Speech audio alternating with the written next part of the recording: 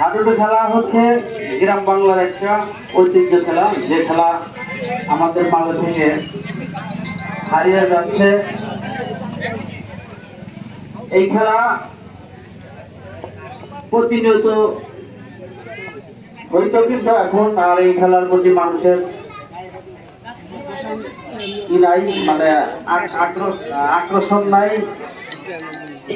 এই উপলক্ষে আজকে আমরা খেলার যে আয়োজন করেছি, এখানে গ্রামের আমাদের যুব সমাজের ময়মুরব্বী এবং যুবক ভাই বোনেরা যারা আছেন খেলা খেলছেন, এবং গ্রামবাসী এবং পার্শ্ববর্তী ময়মুরব্বী এবং ভাই বোনেরা যারা আছেন তারা খেলা উপভোগ করতে আছেন।